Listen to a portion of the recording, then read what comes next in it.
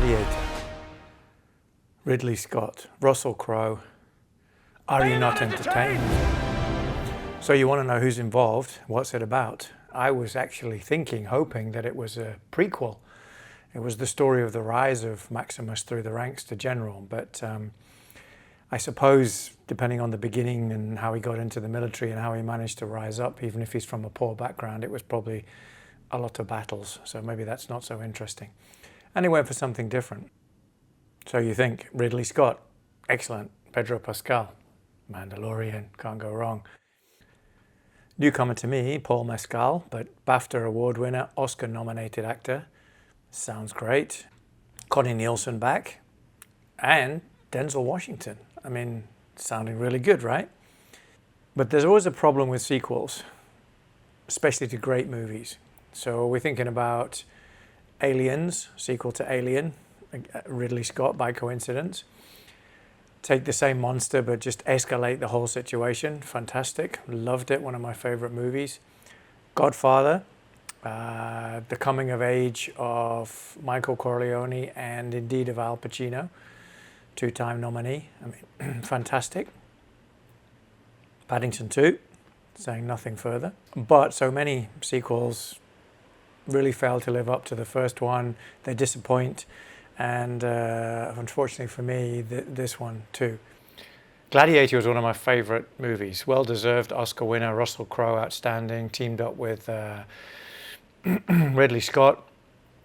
It was such a great performance by Russell Crowe that he went into one of my special categories where I put actors and actresses who've done something so amazing that I'll forgive them anything afterwards.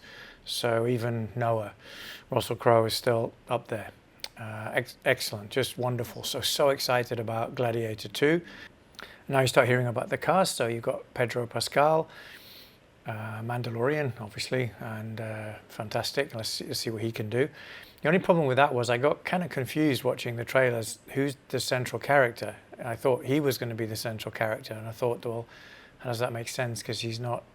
How does it work? He's the same age as Maximus. Anyway, so then that's where Paul Mescal comes in, BAFTA winner, Oscar-nominated actor, Irishman. So you're thinking, okay, this is going to be great. He's going to be fantastic. Then you see the trailers. You see Connie Nielsen is in it. That's excellent. She's back. We see siege engines, mega battles, and we see Denzel Washington. It's like, okay, this is going to be great. So why did it not work for me? And I'm not hating on this movie. I got some criticism when I reviewed Dune 2 unfavorably because it disappointed me, but of course it's personal, it's in my opinion, and I didn't think Chalamet carried it. So it's a very good movie. Perhaps if there'd been no Gladiator, then this might have stood up. But for me, it was a disappointment. Perhaps the bar's set too high. So why is that? Now normally I'd start talking about the script, the storyline, etc. But because that's very important, let's just put that off for a second and talk about the other issues. So the person who usually gets the blame when things are not what they're supposed to be will be the director. Now Ridley Scott, fresh from Napoleon, bit of a disappointment. Producing Romulus, Alien Romulus, again very good. I actually enjoyed that movie, but it's not great. And so there's been some skepticism, some people even suggesting, oh, Ridley Scott's lost it. And I don't think that's fair. And again, we'll come back to script and story in a minute. I think it was beautifully done. There's some really amazing moments. So that's directing. Acting, pretty much flawless. Maybe the two emperors weren't so great. They're following Joaquin Phoenix, which that's not an easy thing to do. But for me, they just fell short. They didn't really grab me. I didn't feel intimidated by them. I just felt they were annoying. They were stupid. And then Denzel Washington, fantastic actor, having the equalizer in the movie. Fantastic. But I just didn't feel he fit. It was a good fit in that role. It just felt weird for me. I don't know why. Denzel Washington in Rome. Somehow it just didn't work for me. So that was another disappointment. Tim McInerney, fantastic, a good foil to Denzel Washington. Really enjoyed his role, especially as he's basically largely losing all his possessions. A a credible character manipulated beautifully. I enjoyed that one. So that was a standout. That was a standout for me. Paul Mescal definitely has a quality, outstanding actor, but I just didn't feel this was the right role for him because I think he came across as an outsider, even in, well, it's not Nubia, but they call it Numidia. He has the wife, he doesn't have kids, he doesn't seem to fit in. If he'd been there since he was young, I think he'd be more assimilated. He just feels like an outsider, and that carries on later. With the Gladiators, they follow him because he's a great fighter and they think this is their best chance to win. But they wouldn't follow him into the jaws of death or into hell the way that they would with Maximus. Crowe had that sense that he's a general, an honorable man, that, yeah, you might die, but it's all right, it's worth it because it's with him. And for me, great actor and did really well, but just didn't carry it for me, felt like an outsider. Production, CGI, SFX, all very good. Nothing we haven't seen before. The problem is, I think these days that CGI is so good that unless we see something amazing, we're not impressed. So it was like, in these days, I guess passable is a good sign because we're very horrible critics of how CGI and SFX are done, and we expect this incredibly high performance from a movie. And this was great. It was really, really well done. There's very few scenes. I think maybe with the fire, where they're hurling the explosive fire with the catapults into the city. Maybe a couple of times on those large scale scenes, it didn't quite look perfect, but it's almost like we've forgotten how to suspend disbelief. 20, 30 years ago, it was a cardboard model. We never had a problem with Star Wars. So I'm being unfair, but again, it was not that amazing, not that new. Was the rhinoceros real or CGI? I'm not really sure, but that leads into the final point where I have to say where I think this movie fell down, and it was basically story. It wasn't good. It's new writers, not the same as the previous one, so you would think after 20 years and fresh blood, they're going to come in with something exciting, and they must have had many, many storylines. Lots of talented writers must have been sending in scripts over the years saying, oh, this is the sequel to Gladiator. And I feel disappointed that this was what they chose. There were just so many things where it felt like it was a weak copy of the original.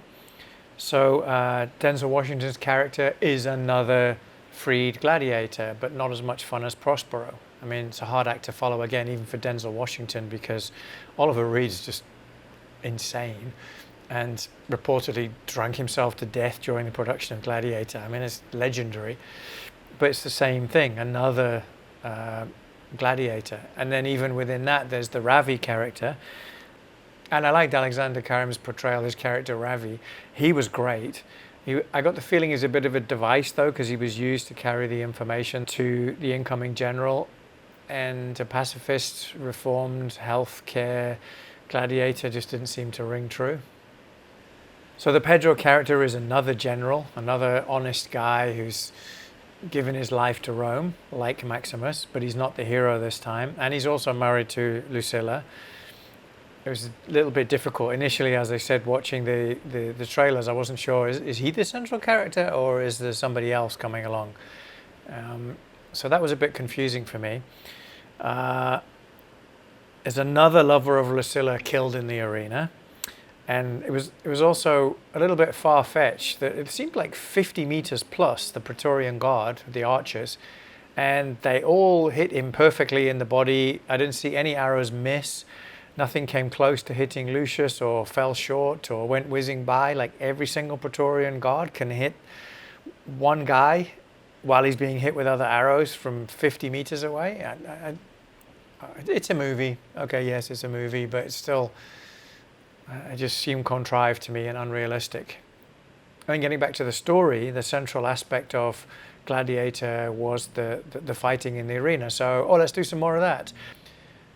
We had a tiger, so let's have a rhino. We had fixed battles, so let's do them with, let's flood the arena, which I believe I've read historically that's what they used to do.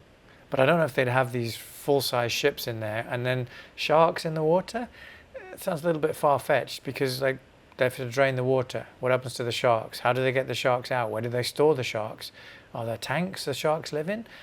And these battles take place maximum once a week. So where's the tanks? What do they? I don't know. It just seemed very. The fact that I was distracted in the film thinking about the logistics of sharks means that it doesn't work. It's very much like the writers reviewed what seemed to work in the first movie and said, oh, one crazy emperor, so what could be better than that? I know. How about two? I know it's based on historical fact, but it just doesn't work. It felt lazy. And then even finally when Lucius reveals himself, I am Lucius, I am the grandson of Marcus Aurelius, I kind of expected some Rowan Atkinson Blackadder character to stand up and heckle him from the side saying, oh really, that's what you think, is it? How about some proof, dear boy? Can't just come along here with some maybe fake or maybe not fake coin that may or may not have belonged to Marcus Aurelius and to Maximus. The denouement of his identity was just swept under the carpet and seemingly accepted by everybody. And there's nobody saying like, even who? The grandson of who? Like, oh yeah, oh that guy. Nobody seemed to really pay much attention to it, which is one of the fundamental aspects of the story. It just seemed lazy, like it was like, oh, this is how it's going to happen. And then Lucius has the final fight with Macronus, Denzel Washington, and I don't know, it seems like he struggles to beat him. Maybe he's tired, but he's supposed to be at the peak of his career. We've seen that he's not the best gladiator, that looks like Acacius might have actually defeated him.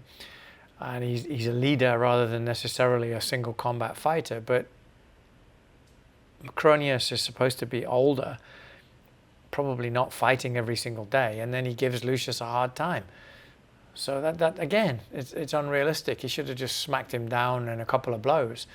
That's what I think. So again, that didn't ring true to me. I was disappointed in the way that worked out.